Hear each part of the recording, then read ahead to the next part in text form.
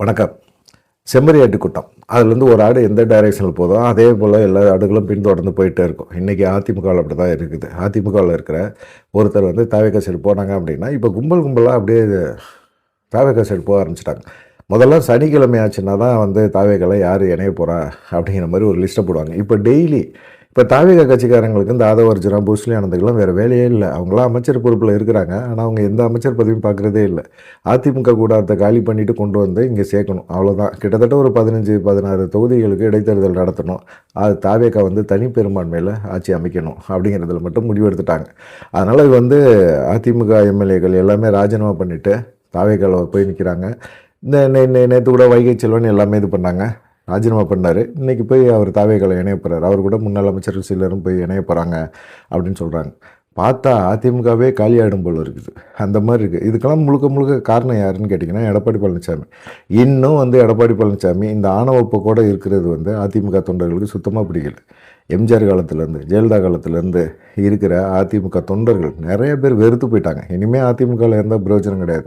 உள்ளாட்சி தேர்தல் வருது, நாடாளுமன்ற தேர்தல் வருது. இந்த தேர்தலையாவது நம்ம நின்று ஜெயிக்கணும் அப்படின்னோம்னா நம்ம அதிமுகவை நம்பி இருக்க முடியாது. அதுவும் குறிப்பாக எடப்பாடி பழனிசாமியை நம்பி இருக்க முடியாது. எடப்பாடி பழனிசாமியை பொறுத்த வரைக்கும் கட்சி அவர் கையில் இருக்கணும். கட்சி லெட்டர் பேடு கட்சியாக கூட மாறினா கூட பரவாயில்ல. கட்சியோட சொத்து இருக்குது. இந்த சொத்தை வச்சுக்கிட்டு நம்ம ஏதாவது ஒன்று சம்பாரித்து தனிப்பட்ட முறையில் இருக்கலாம் அப்படிங்கிற மாதிரி அவர் முடிவு எடுத்துட்டாரோ அப்படிங்கிற மாதிரி தோணுது. அதிமுக பொறுத்த வரைக்கும் எம்ஜிஆர் ஆரம்பித்த இந்த கட்சியில் தொண்டர்களோட உணர்வை மதித்து தொண்டர்களுக்கு என்ன நினைக்கிறாங்களோ அதன் அடிப்படையில் மட்டுமே முக்கியத்துவம் கொடுத்தார். அதே போல் ஜெயலலிதாவும் அப்படி தான். அவங்க தொண்டர்களுக்கு முக்கியத்துவம் கொடுத்தாங்க. ஆனால் எடப்பாடி பழனிசாமியை பொறுத்த வரைக்கும் தொண்டர்களையோ கட்சி நிர்வாகிகளுடையோ யாரோடையும் ஆலோசனை பண்ணுறதில்ல. அவங்க பேச்சை கேட்குறதில்ல. அவங்க போய் எடப்பாடி பழனிசாமிகிட்ட பேசினாலும் சில கருத்துக்களை சொன்னாலும் கலை யதார்த்தத்தை சொன்னாலும் அதை அவர் புரிஞ்சிக்க மாட்டேங்கிறார். அவரை பொறுத்த வரைக்கும் அதிமுகனா நான் எடுக்கிற முடிவு மட்டும்தான். நான் எடுக்கிற முடிவை உங்கள் மேலே திணிப்பேன். நீங்கள் அதை கேட்டு இருந்தால் இருங்க, இல்லைன்னா கட்சியை விட்டு போங்க. அவ்வளோதான் அவருடைய செயல்பாடுகள்லாம் இருக்குது. இதெல்லாம் பார்த்துட்டு தான் நிறைய பேர் இப்போ விலக ஆரம்பிச்சிட்டாங்க. இப்போ இதுக்கு ஒரு முடிவு கட்டணும். அதிமுகவில் எடப்பாடி பழனிசாமி ஒவ்வொரு மாவட்ட செயலர்களையும் கூப்பிட்டு வச்சு தேர்தல் தோல்விக்கான காரணம் என்ன அப்படின்னு சொல்லி இப்போ ஆலோசனை பண்ணுறாரு. என்ன கும்பல் வரப்போகுது? ஒன்றும் கும்பல் இல்லை. எல்லாம் தான் பிடிங்கிட்டு போயிட்டாங்களே. எல்லாம் தாவேக்கா சைடு போயிட்டாங்க. இப்போ அதிமுகவில் ஒரு ஆள் கூட இல்லை. எல்லாம் என்ன பண்ண போகிறாங்கன்னு தெரியல. இவங்கள வச்சுட்டு ஆலோசனை பண்ணுறாரு.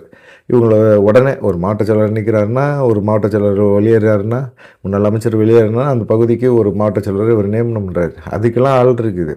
ஆனால் ஓட்டு போட தான் ஆள் இல்லை இன்றைக்கி. அந்த மாதிரி ஒரு சூழ்நிலை மாறி போச்சு. இப்போ அது சம்மந்தமாக ஆலோசனை பண்ணுறேன் அப்படின்னு சொல்லிட்டு ஒவ்வொரு மாவட்டங்களை கூப்பிட்டு வச்சு ஆலோசனை பண்ணுறாரு. தேர்தல் முடிஞ்சு 2 மாதம் ஆச்சு. இப்போ போய் ஆலோசனை பண்ணுறதா?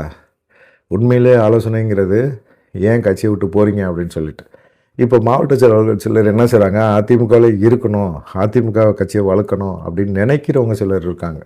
அவங்களாம் என்ன செய்கிறாங்க, எடப்பாடி பழனிசாமிகிட்ட அண்ணாமலையை நம்ம கூட்டிகிட்டு வருவோம், அதிமுக கூட்டிகிட்டு வருவோம், அவர் தனிப்பட்ட முறையில் ஒரு கட்சி ஆரம்பிக்க போகிறாரு, வேணாம் அந்த கட்சியை ஆரம்பிக்க வேணாம், அண்ணாமலையை கூட்டிகிட்டு வந்தோம்னா நம்ம கட்சி வலுப்படும். அண்ணாமலைக்குன்னு சில ஆதரவாளர்கள் நிறையா இருக்காங்க. அண்ணாமலையோட சிந்தனை போக்கு பேச்சு எல்லாமே இளைஞர்களை கவரக்கூடியதாக இருக்குது. அவர் அதிமுகவுக்கு வந்தால் நல்லது அப்படிங்கிற மாதிரி எடப்பாடி பழனிசாமிகிட்ட டிஸ்கஸ் பண்ணியிருக்காங்க. எடப்பாடி பழனிசாமிக்கு இது சரின்னு தான் தோணியிருக்குது. அண்ணாமலை அதிமுகவுக்கு வந்தால் நல்லது அப்படின்னு தான் தோணியிருக்கு. ஏன்னா அண்ணாமலை பாஜக மாநில தலைவராக இருந்தபோது தனக்கு எதிரான ஒரு தலைவர் கொங்கு மண்டலத்தில் மிகப்பெரிய அளவில் வளர்ந்துடக்கூடாது அப்படின்னு நினச்சி தான் அண்ணாமலை பாஜக மாநில தலைவராக இருக்கக்கூடாது.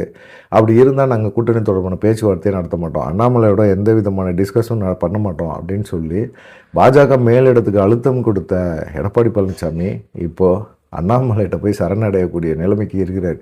ஏன்னா அண்ணாமலை போன்ற முக்கியமான தலைவர்கள், இளைஞர்கள் செல்வாக்குள்ள தலைவர்கள் அவங்க அதிமுகவுக்கு வரணும். அதிமுகவுக்கு வந்தால் தான் அதிமுக திரும்பவும் வலுப்படுத்த முடியும், பலப்படுத்த முடியும், அதிமுக கரை சேர்க்க முடியும், அதிமுக உள்ளாட்சி தேர்தலையாவது ஜெயிக்க முடியும். இவர் அண்ணாமலை இப்போ வி த லீடர்ஸ் அப்படின்னு சொல்லி ஒரு இயக்கத்தை ஆரம்பிச்சிருக்காரு. அந்த இயக்கத்தை அரசியல் கட்சியாக மாற்ற போகிறார். ஆனால் அதுக்கான ஒரு மாநாடு முதல் மாநாடு பொள்ளாச்சியில் 12ஆம் தேதி நடத்த போகிறார். அப்படிப்பட்ட ஒரு சூழ்நிலையில் அவர் எப்படி அதிமுகவுக்கு வருவார்? ஆனால் அதிமுகவில் சில இருக்கிற முக்கியமான புள்ளிகள், இப்போ இருக்கிற முக்கியமான புள்ளிகள் அண்ணாமலையோட பேச்சுவார்த்தை நடத்துகிறாங்க. ஏன்னா தாவேகா எப்படி இளைஞர்கள் பட்டாளத்தோட, இளைஞர்கள் பலத்தோட, மகளிர் பலத்தோடு இருக்கோ அதே போல் விஜய்க்கு இருக்கிற மாசு மாதிரியே அண்ணாமலைக்கு ஒரு படித்த இளைஞர்கள் மத்தியில் ஒரு மாசு இருக்குது. எடப்பாடி பழனிசாமிக்கு சுத்தமாக இல்லை. ஆனால் அந்த மாதிரி சூழ்நிலையில் அண்ணாமலையை அதிமுக சைடு கொண்டு வரதுனால எடப்பாடி பழனிசாமிக்கு பலம் அப்படின்னு நினைக்கிறாரு. ஆனால் அண்ணாமலை வந்து ஒரு சிறந்த ஒரு லீடர் தான். அப்படிப்பட்ட ஒரு சூழ்நிலையில் அண்ணாமலை என்ன சொல்வார்? அதிமுகவுக்கு வர்றாரு அப்படின்னா அண்ணாமலையை பொறுத்த வரைக்கும் அண்ணாமலை ஒரு முக்கியமான பதவி இருந்தால் தான் வருவார் அதிமுகவுக்கு. ஆனால் வர்றாரா வரலையாங்கிறது இவங்க ஆலோசனை பண்ணி அதுக்கப்புறமா ஒரு முடிவு எடுக்கணும். இல்லை பாஜக கூட ஒரு முடிவு எடுத்து அண்ணாமலைகிட்ட நீங்கள் வந்து அதிமுக தலைமையேற்று நடத்துங்க அப்படின்னு கூட சொல்லலாம். ஆனால் பொதுச் செயலாளர் எடப்பாடி பழனிசாமி தான், நான் அந்த இதில் தான் இருப்பேன், நான் ஜெயிச்சா முதலமைச்சர் ஆயிடுவேன், என்னை ஜெயிக்க வச்சு எல்லாத்தையும் கொண்டாந்து என்கிட்ட கொடுங்க, நான் முதலமைச்சர் ஆகிக்கிறேன் அப்படிங்கிற மாதிரி ஒரு எண்ணத்தோடு இருக்கிறவருக்கு வந்து அண்ணாமலை வந்து ஒரு அந்த இதில் இயக்கத்தில் போய் சேர்ந்து எடப்பாடி பழனிசாமி முதலமைச்சர் ஆகிறதுக்கெலாம் அவர் போக மாட்டார். முதலமைச்சரானா முதலமைச்சர் பதவி, முதலமைச்சர் வேட்பாளர் அப்படின்னா டிஸ்கஸ் பண்ணால் அது அண்ணாமலையாக தான் இருக்கும். எடப்பாடி பழனிசாமியா அண்ணாமலையா அப்படின்னு அண்ணாமலை ஒருவேளை அதிமுகவில் சேர்ந்தால் அந்த டிஸ்கஷன் ஓடுச்சுன்னா அண்ணாமலையை தான் எல்லாருமே தேர்ந்தெடுப்பாங்களே தவிர எடப்பாடி பழனிசாமியை தேர்ந்தெடுக்க மாட்டாங்க. இது எல்லாத்துக்குமே நல்லா தெரியும். அப்படிப்பட்ட ஒரு சூழ்நிலையில் அண்ணாமலையை அதிமுகவுக்குள்ளே கொண்டு வாங்க அப்படின்னு சொல்கிறாங்க. அண்ணாமலைக்கு எவ்வளவு டார்ச்சர் கொடுத்தாரு. நாடாளுமன்ற தேர்தல் சமயத்தில் அவர் வந்து பாஜகவோட கூட்டணி வச்சோன்னே அண்ணாமலை மாநில தலைவராக இருந்தால் நான் அந்த கூட்டணிக்கு வரமாட்டேன் அப்படின்னு பேசினார். நயினா நாகேந்திரனை கொண்டு வந்தார். நயினா நாகேந்திரன் கொண்டு வந்து பாஜகவை மிக மோசமான ஒரு தோல்வியை சந்திக்க வச்சார். கெடுவான் கேடு நினைப்பான்னு சொல்லுவாங்கள்ல, அதே போல் தான் இப்போ கெடுவான் கேடு நினைச்சான்.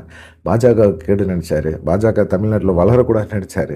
இன்றைக்கி அதிமுக மிகப்பெரிய ஒரு அழிவு பதவியில் போயிட்டுருக்கு. யாரை வேணான்னு சொன்னாரோ, பாஜகவில் தலைமை பதவியில் இருந்தால் நான் கூட்டணிக்குள்ளே வரமாட்டேன்னு சொன்னாரோ அவர் கூட இப்போ போய் எடப்பாடி பழனிசாமி கெஞ்சிக்கிட்டு இருக்காரு. அண்ணாமலை எப்படியாவது அதிமுகவில் கொண்டு வந்து முக்கியமான ஒரு தலைமை பதவியை கொடுத்து அதிமுக கட்சியை வளர்க்குறதுக்கு அண்ணாமலை முயற்சி செய்யணும் அப்படின்னு சொல்லி மாவட்ட செயலாளர்கள் வந்து ஆலோசனை கூட்டத்தில் பேசியிருக்காங்க. அந்த அளவுக்கு அண்ணாமலைக்கு முக்கியத்துவம் அதிமுகவில் வளர்ந்துருக்கு. இன்றைக்கி அதிமுகவை அண்ணாமலையினால் தான் காப்பாற்ற முடியும் அப்படின்னு சொல்லி மாவட்ட செயலர்கள் இருக்கிற மாவட்ட செயலர்கள் இப்போ போனவங்களாம் விட்டுருவோம். இருக்கிற மாவட்ட செயலர்களை வச்சு காப்பாற்றணும் அப்படின்னா எடப்பாடி பழனிசாமினாலேயோ எடப்பாடி பழனிசாமி பையன் மிதுனாலேயோ அவர் மச்சின வெங்கடேசனாலேயோ காப்பாற்ற முடியாது. போகிறவங்க போயிட்டே தான் இருப்பாங்க. ஆனால் அண்ணாமலையினால் அது மட்டும்தான் அதிமுகவை காப்பாற்ற முடியும் அப்படிங்கிற ஒரு எண்ணத்துக்கு எடப்பாடி டீம் வந்து வந்திருக்குது. ஆனால் எடப்பாடி டீம் வந்து இவ்வளோ தூரம் இறங்கி வராது. ஆனால் இங்கே இருக்கிற நாங்களும் இந்த கட்சியை விட்டு போகாமல் இருக்கணும் அப்படின்னோம்னா மாவட்ட செயலர்கள் எல்லாருமே வந்து எடப்பாடி பழனிசாமிக்கு ஆலோசனை சொல்லியிருக்காங்க. இது வந்து சரியான ஒரு ஆலோசனையாக தான் எடப்பாடி பழனிசாமிக்கு படுது. ஆனால் இதை அண்ணாமலை ஏற்றுக்கணும்ல. எடப்பாடி பழனிசாமி தரப்புலேருந்து டிஸ்கஸ் பண்ணலாம், பேசலாம். ஆனால் அண்ணாமலை இதை ஏற்றுக்குவாரா அப்படிங்கிற ஒரு கேள்வியுமே இருக்குது. அண்ணாமலைகிட்ட போய் இவங்க பேசுகிறாங்க, இவங்க சொல்கிறாங்க அப்படின்னாலும் அண்ணாமலை வந்து இதுக்கு ஏற்றுக்கிறதுக்கான வாய்ப்புகள் ரொம்ப குறைவு அப்படின்னு சொல்கிறாங்க. காரணம் வந்து தனி இயக்கம், தனி செல்வாக்கு அப்படி இருந்தால் தான் வந்து நம்மளால் செயல்பட முடியும். அதிமுக அப்படிங்கிறது மிகப்பெரிய இயக்கம். ஆனால் எடப்பாடி பழனிசாமி அந்த இயக்கத்தை காலி பண்ணிட்டார், சுத்தமாக முடிச்சு விட்டார், சோழியை முடிச்சு விட்டார். அதிமுகவோட கடைசி பொதுச் செயலாளர் அப்படின்னா அது எடப்பாடி பழனிசாமி தான் இருக்கும். அதுக்கப்புறமா லெட்டர் பேடு கட்சியாக தான் மாறும் அது. அதுக்கப்புறமா அதை யாருமே டிஸ்கஸ் பண்ண மாட்டாங்க. அடுத்த சட்டமன்ற தேர்தலில் சட்டமன்ற தேர்தலில் கண்டிப்பாக அதிமுக வந்து யாரையோட தாவேகாவோட கூட்டணி வைக்கணும், இல்லைன்னா பார்த்தீங்கன்னா திமுகவோட கூட்டணி வைக்கணும் அப்படிங்கிற ஒரு சூழ்நிலை உருவாகும் போது 5 சீட்டு 10 சீட்டு வாங்கிக்கிட்டு தேமுதிக மதிமுக இப்படிங்கிற கட்சி மாதிரி அதிமுக ஒரு கட்சி போயிடும் அப்படின்னு சொல்லி அதிமுக தொண்டர்கள் ரொம்ப வேதனைப்படுறாங்க. இதுக்கெல்லாம் காரணம் யார்? எடப்பாடி பழனிசாமி தான். அதனால் இப்போ அண்ணாமலை வந்தால் இந்த கட்சியை காப்பாற்ற முடியும்னு சொல்லி மாவட்ட செயலர்கள் சொல்லிகிட்டு இருக்காங்க. அண்ணாமலை வருவாரா வரமாட்டாரா அப்படிங்கிறத மறக்காமல் உங்களுக்கு என்ன தோணுதோ அதை கமெண்ட் பண்ணுங்கள். நன்றி, வணக்கம்.